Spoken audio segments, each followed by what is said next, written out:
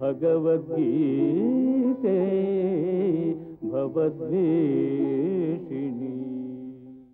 ప్రియ భగవద్బంధువులారా, సర్వశాస్త్రమయీ గీత అంటారు. అంటే భగవద్గీత అన్ని శాస్త్రముల యొక్క సారభూతమైనది. అది ఒక్కటి తెలిస్తే మనకి మిగిలినటువంటి వాంగ్మయం అంతా తెలిసినట్టే లెక్క అంటారన్నమాట. అది లౌకికమైన శాస్త్రాలు కావచ్చు, అలౌకికమైనటువంటి శాస్త్రాలు కావచ్చు, అది వేదాంత శాస్త్రాలు కావచ్చు, భౌతిక విజ్ఞానం కావచ్చు. ఇన్నిటినీ కూడా సూక్ష్మంగా తనలో కలిగి ఉండేటటువంటి ఒక అద్భుతమైనటువంటి గ్రంథరాజ్యం, ఒక బృహత్ గ్రంథరాజ్యం భగవద్గీత. దీని గురించి మన పూర్వులు అనేక రకాలైనటువంటి వ్యాఖ్యానాల ద్వారా ఒక్కొక్క విషయాన్ని కూడా మనకు అందించేటువంటి ప్రయత్నం చేశారు. అలాంటి వాటిలో కొన్నిటిని మనం తెలుసుకునే ప్రయత్నం చేస్తున్నాం. అయితే ఆ తెలుసుకునేది కేవలం ఒక లౌకికమైనటువంటి కథాభాగం క్రింద మాత్రమే తెలుసుకుంటే ఏమిటి ఉపయోగం కనుక పిల్లలు కూడా అంతే కోరుకుంటారు.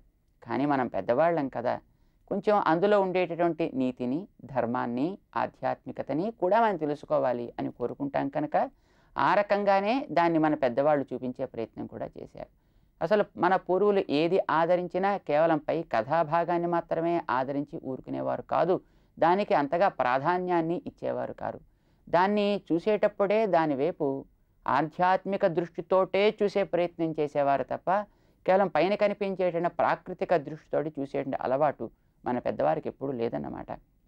ఒక మొక్కని చూసినా అది భగవంతుడి యొక్క దేహంగా చూడడం అలవాటు, ఒక జంతువుని చూసినా అది భగవంతుడి యొక్క ఒక వాహనంగా చూడడం అలవాటు, లేదు నీటిని చూసినా వరుణ దేవతగా చూడడం, నిప్పుని చూసినా అగ్ని దేవతగా చూడడం అలవాటు.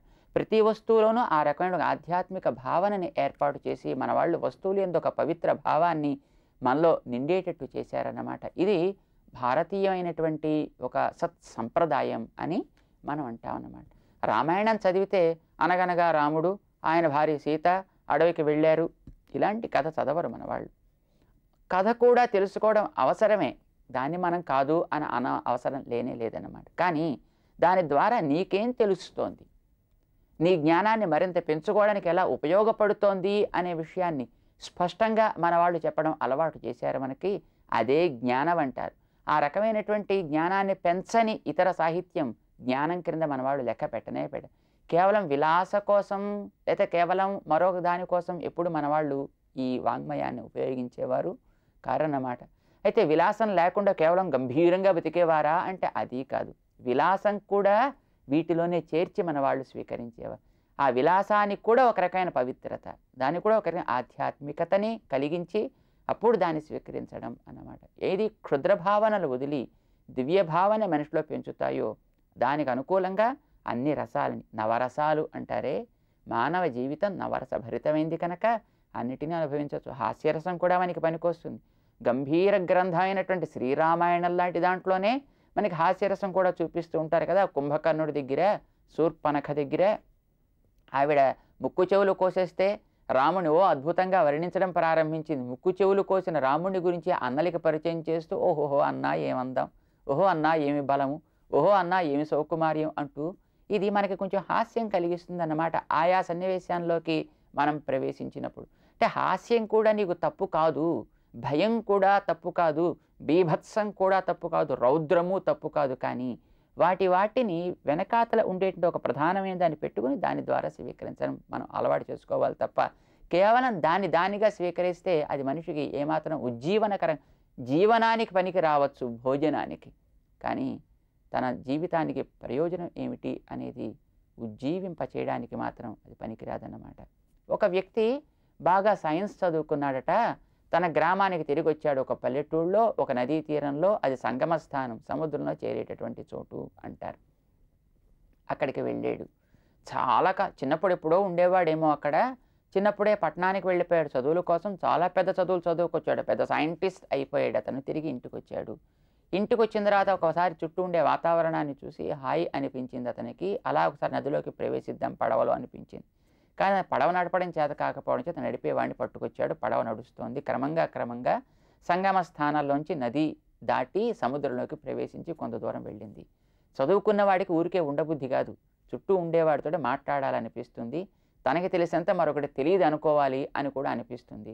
వాడికి తనకి తెలియదు అని అనిపించాలి అని కూడా అనిపిస్తూ ఉండడం, ఇది మనుషుల్లో మనం చూస్తుంటాం కదా. వీడు వాడిని అడగడం ప్రారంభించట, ఎరా ఇంత బరువైనటువంటిది ఈ పడవ నీటి మీద తేలుతోంది, చిన్న రాయి వేస్తే ఏంటవుతుంది? మునిగిపోతుందండి. మరి కొంచెం పెద్దదైనటువంటి ఒక పెద్ద మట్టి బిడ్డ వేస్తే మునిగిపోతుంది.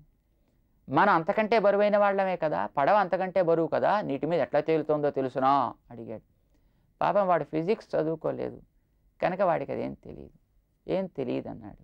ఎరా పడవతో బతుకుతున్నావు, పడవ మీద బతుకుతున్నావు, ఈ పడవనే నీ చిన్నప్పటి నుంచి నడుపుకుంటున్నావు, పడవ ఎందుకు తేలుతోందో తెలియదు నీకు, ఎందుకు రా బతుకు, నీ జీవితం సగం వ్యర్థం అన్నాడు. పాపం ఏడిచాడు వాడు. కొంత నడుస్తోంది పడవ. కొంతసేపటికి ఆకాశంలో మేఘాలు పట్టాయి. మేఘాలను చూశాడు ఈ సైంటిస్ట్. అతనికి వెంటనే కోరిక కలిగింది. ఎరా మేఘాలంటే తెలుసునా? తెలియదు బాబయ్య, నీళ్ళు ఇస్తాయి అన్నాడు వాడు. నీళ్ళు ఆకాశంలో ఎలా ఉంటాయిరా చెప్పగలవా అన్నాడు. తెలియదు అన్నాడు.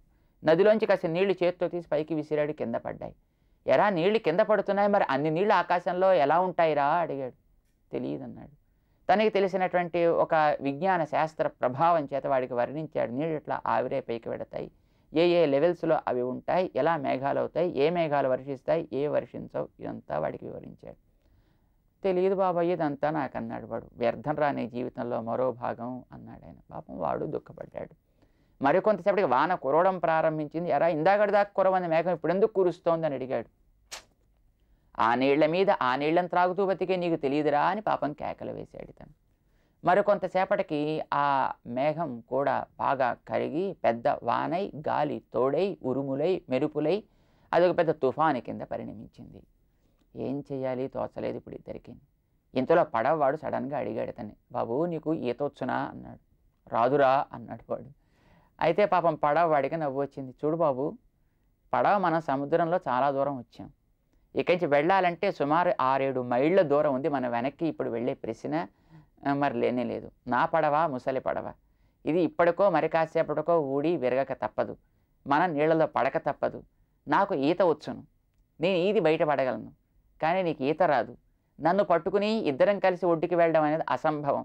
బాబు జాగ్రత్తగా జీవితం కాపాడుకో, నాకు పడవ ఎందుకు తేలుతోందో తెలవకపోయినా పర్వాలేదు, నీళ్లు పై ఆకాశంలో మేఘంగా ఎలా మారుతున్నాయో తెలవకపోయినా పర్వాలేదు, ఎందుకు కురుస్తున్నాయో తెలవకపోయినా పర్వాలేదు, ఈత ఒక్కటొచ్చు నీళ్ళలో బతికేవాడిని కనుక క్రమంగా ఈదుకుని ఒడ్డుకు చేరగలను.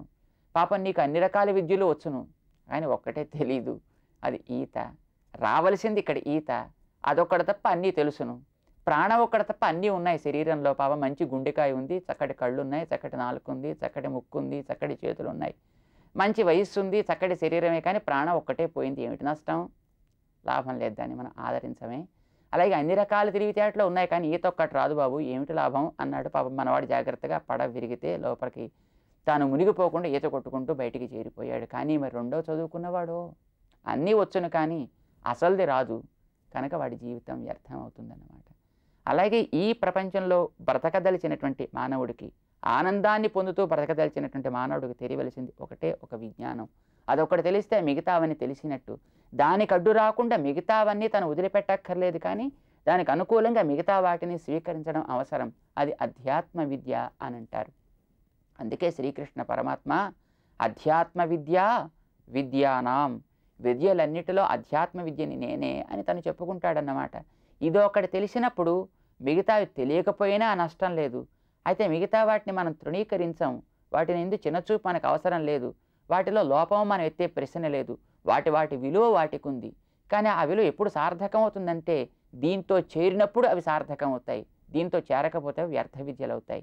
మనం ఒకటి ముందు పెట్టి తర్వాత ఎన్ని సున్నాలు చేర్చినా వాటికి విలువ ఏర్పడుతుంది తప్ప, సున్నాలు ఎన్ని వేసామండి ఒకటి తీసేస్తే అది కొంపే మునిగిపోయింది కనుక అని ఒకటిని కనుక మనం తీసేసినట్టయితే మిగతా సున్నాలు సున్నాల్లాగే ఉంటాయి, అన్నీ కలిసినా ఒక పెద్ద సున్నా తయారవుతుంది.